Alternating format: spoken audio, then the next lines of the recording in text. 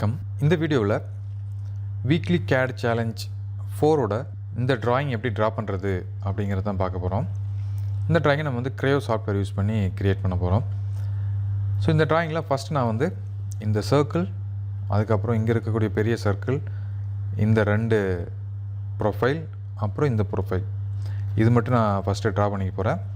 அதுக்கு அடுத்தது இங்கே இந்த ரிப்பு, இங்கே இருக்கக்கூடிய இந்த ரிப்பை நம்ம ட்ரா பண்ணி அதை வந்து நம்ம வந்து கீழே மேலேயும் ஈஸியாக மிரர் பண்ணிக்கலாம்.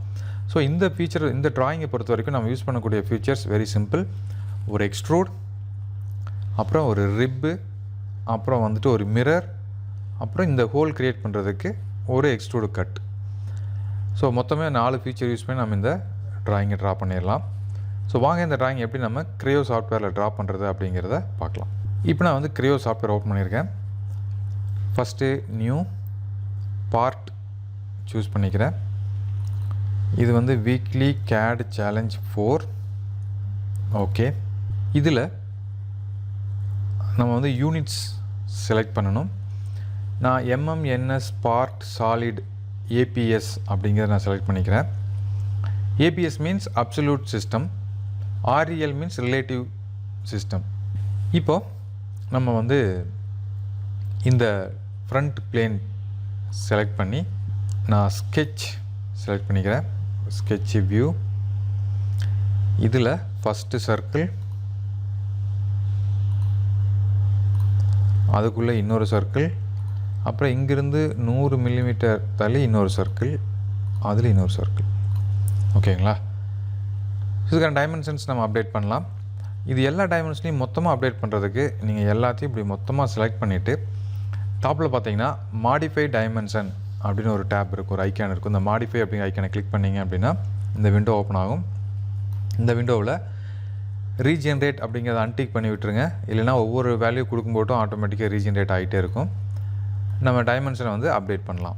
இங்கே நீங்கள் டைமென்ஷனை கிளிக் பண்ணதையும் உங்களுக்கு நீங்கள் பார்க்க முடியும், அந்த டைமென்ஷன் வந்து செலக்ட் ஆகும். இப்போ ஃபஸ்ட்டு இந்த டைமென்ஷன் என்ன அப்படிங்கிறத செக் பண்ணலாம்.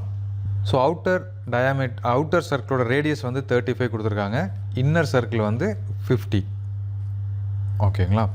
அவுட்டர் சர்க்கிளோட ரேடியஸ் 35, அப்போ வந்து டயாமீட்டர் 70. இங்கே வந்து டயாமீட்டர் தான் கேட்குது.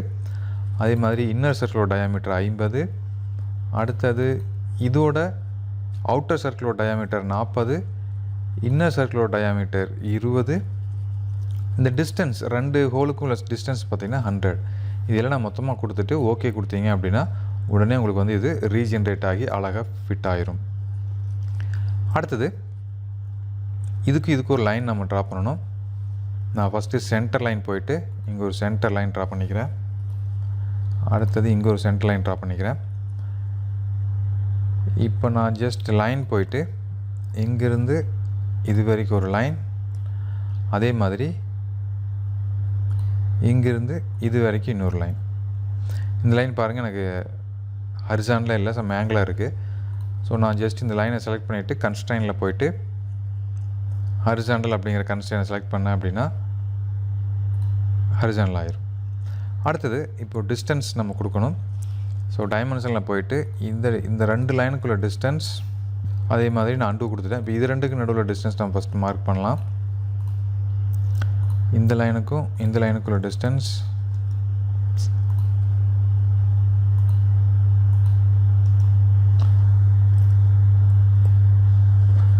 ஸோ இதோட கேப் பார்த்தீங்க அப்படின்னா 5 mm. ஸோ ஓவராலாக இதோட கேப் வந்து 10 mm. இது ஓகே. அடுத்தது இந்த இடத்துல 2 லைன் வந்திருக்கு. மறுபடியும் நம்ம வந்து லைன் போய்க்கலாம். இங்கிருந்து இது மாதிரி ஒரு லைன், இதோட டிஸ்டன்ஸ் இங்கே டிஃபால்ட்டாக வந்திருக்கு, இது வந்து 10 mm. அடுத்தது இதுவும் 10 mm. அடுத்தது ஓவரால் ஹைட், இதிலிருந்து இந்த மிடில் வரைக்கும் உள்ள ஹைட் பார்த்திங்க அப்படின்னா 60. ஸோ டைமென்ஷனில் போயிட்டு இந்த டாப் லைன்லேருந்து இந்த லைன் வரைக்கும் உள்ள டிஸ்டன்ஸ் வந்து 60. ஸோ இப்போ நம்மளுக்கு எல்லாம் கரெக்டாக ஃபிக்ஸ் ஆகிருச்சு. இதை ஜஸ்ட் நம்ம மிரர் பண்ணிக்கலாம். இதை மட்டும் செலக்ட் பண்ணிவிட்டு இங்கே பாருங்கள் மிரர் ஆப்ஷன் இருக்குது. ஜஸ்ட் இதை மிரருங்கிறத செலக்ட் பண்ணுங்கள். அடுத்தது இந்த லைனை செலக்ட் பண்ணிங்க அப்படின்னா ஆட்டோமேட்டிக்காக ஆப்போசிட்டில் மிரர் ஆயிரும். So next delete segment use பண்ணிவிட்டு இந்த அன்வான்ட் லைன் எல்லாம் delete பண்ணிடுங்க. ஜூம் யூஸ் பண்ணிவிட்டு கரெக்டாக அன்வான்ட் லைனை மட்டும் delete பண்ணுங்கள். ஸோ delete பண்ணி முடிச்சதுக்கப்புறம் ஆட்டோமேட்டிக்காக உங்களுக்கு இது மாதிரி அந்த லூப்லாம் க்ளோஸாக இருந்துச்சு அப்படின்னு இது மாதிரி பிங்க் கலரில் ஷேடோ ஆயிரும். அடுத்தது அப்டேட் கொடுங்க. இப்போ எக்ஸ்ட்ரூட், இது நமக்கு வந்துட்டு இதோட டோட்டல் லென்த் வந்து 40 mm, இங்கே வந்து 40ன்னு கொடுத்துக்கலாம். பட் இது வந்து சிமெட்ரிக்காக நம்ம பண்ணிக்கலாம். ஆனால் அப்போ தான் நம்ம வந்து அடுத்து ரிப்பு ட்ரா பண்ணுறதுக்கு ஈஸியாக இருக்கும். அதை எப்படி சிமெட்ரிக் பண்ணுறதுனா இங்கே பாருங்கள், இந்த 40க்கு லெஃப்ட் சைடில் பார்த்தீங்க அப்படின்னா ஆப்ஷன்ஸ் கொடுத்துருப்பாங்க. அதை சிமெட்ரிக் கிளிக் பண்ணிங்க அப்படின்னா நம்ம வரைஞ்ச ட்ராயிங்க்கு ரைட் சைடும் லெஃப்ட் சைடும் ஈக்குவலாக வந்து சிமெட்ரிக் ஆகிடும். பண்ணிவிட்டு ஓகே கொடுத்துருங்க. இப்போ நம்மளுக்கு இந்த ட்ராயிங் கிடச்சிருச்சு. அடுத்தது நம்ம வந்து இங்கே ஒரு ரிப்பு ட்ரா பண்ணணும். அதுக்கு ஃபஸ்ட்டு நான் ஸ்கெட்சு க்ரியேட் பண்ணிக்கிறேன். இந்த பிளேன் செலக்ட் பண்ணிவிட்டு ஸ்கெட்ச் போகிறேன். ஸ்கெட்ச் வியூ, இப்போது லைன் போய்க்கலாம். இந்த ஜாயின் ஆகிற இந்த சர்க்கிளும் லைனும் ஜாயின் ஆகிற பிளேஸ்லேருந்து இது வரைக்கும் ஓகேங்களா.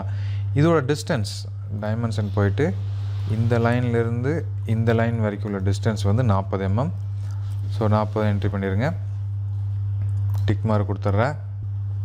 அடுத்தது இங்கே டாப்பில் பாருங்கள், ரிப்னு ஒரு ப்ரொஃபைல் இருக்குது. அதில் வந்து ப்ரொஃபைல் ரிப் அப்படிங்கிற ஐக்கானை செலக்ட் பண்ணிக்கோங்க. அதில் போய்ட்டு ஆட்டோமேட்டிக்காக இந்த லைன் செலக்ட் ஆகிருச்சு. நான் வந்து ஃப்ளிப் டைரெக்ஷன் உள்ளே ஃப்ளிப் பண்ணேன் அப்படின்னா ஆட்டோமேட்டிக்காக மெட்டல் ஆட் ஆயிரும். இதோட திக்னஸ் வந்து 10 mm. Next okay. இப்போ நம்ம கடைசியாக ட்ரா பண்ண இந்த ரிப்பை மட்டும் அப்படியே கீழே வந்து நம்ம மிரர் பண்ணிக்கலாம். ஜஸ்ட்டு நம்ம கடைசியாக ட்ரா பண்ண ரிப்பை செலக்ட் பண்ணுங்கள். ரிப்பை செலக்ட் பண்ணும்போது லெஃப்ட் சைடில் கூடிய மாடல் ட்ரீல் இருக்கக்கூடிய ரிப்பை செலக்ட் பண்ணுங்கள். இதில் செலக்ட் பண்ணிங்கன்னா உங்களுக்கு அந்த சர்ஃபேஸ் மட்டும்தான் செலக்ட் ஆகும். அடுத்தது மிரர் அப்படிங்கிற ஆப்ஷனை கிளிக் பண்ணிவிட்டு மிரர் ஃபியூச்சர் செலக்ட் ஆகிடுச்சு. மிரர் பிளேன் வந்துட்டு இந்த பிளேனை நான் மிரர் பண்ணிக்கிறேன். ஓகே, ஸோ அந்த பிளேனுக்காக மிரர். அடுத்தது ஒரே ஒரு ஹோல் மட்டும் ட்ரா பண்ணணும். இந்த சர்ஃபேஸ் செலக்ட் பண்ணுங்கள். ஸ்கெட்ச் வியூ, இந்த ஹோலோட டைமென்ஷன் ஆட்டோமேட்டிக்காக உங்களுக்கு மிடில் வந்துடும். அப்படி இல்லை அப்படின்னா நீங்கள் இது மாதிரி ரஃபாக கூட வெளியே செலக்ட் பண்ணிக்கலாம். பண்ணிவிட்டு அடுத்தது டிஸ்டன்ஸ், இது வந்து 20. அதே மாதிரி இந்த டாப்பில் இருக்கிறதுக்கும் இங்கேயும் இருக்கிற டிஸ்டன்ஸ் வந்து 15. இந்த ஹோலோட டயாமீட்டர் ஆல்ரெடி வந்துருச்சு. இதோட டயாமீட்டர் வந்து 10 mm. கொடுத்துட்டு டிக் மார்க் கொடுங்க. இப்போ அகெயின் எக்ஸ்ட்ரூடில் ஜஸ்ட் இந்த பாலை செலக்ட் பண்ணி நீங்கள் பின்னாடி மூவ் பண்ணிங்க அப்படின்னாலே ஆட்டோமேட்டிக்காக மெட்டல் ரிமூவ் ஆயிரும். ஓகே, ஸோ பாருங்கள் மெட்டல் ரிமூவ் ஆயிடுச்சு. அடுத்தது இதுக்கு மெட்டீரியல்.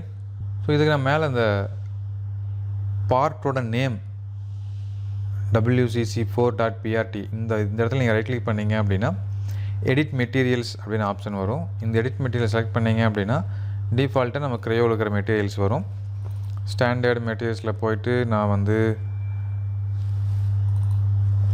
வுட்டில் போயிட்டு ஏதாவது ஒரு வுட்டு நான் செலக்ட் பண்ணிக்கிறேன். செலக்ட் பண்ணிவிட்டு ஓகே.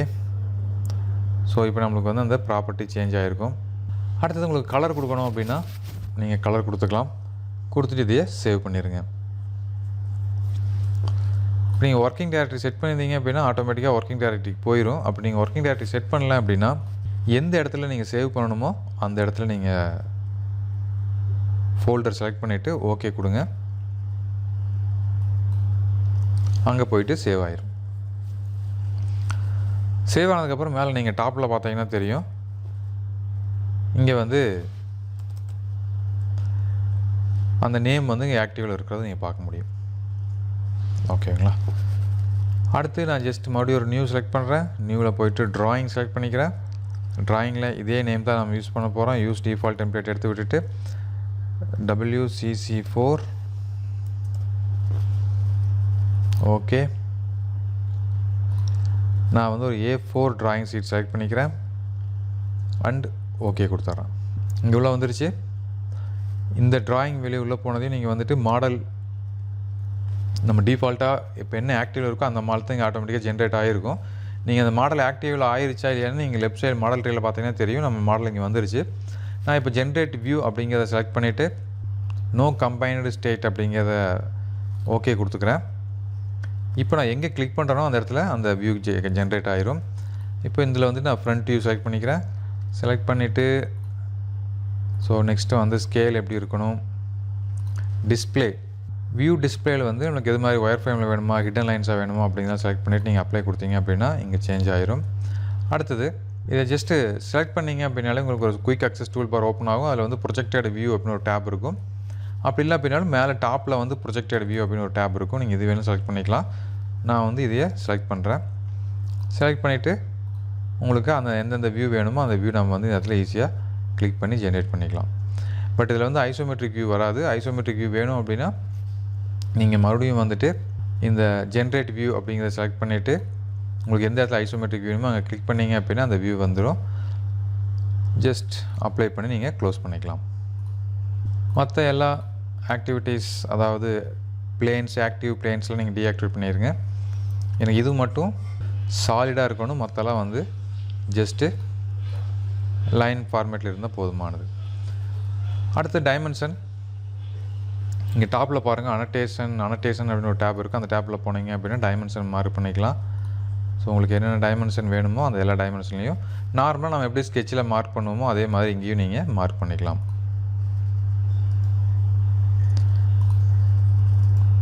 ஓகேங்களா?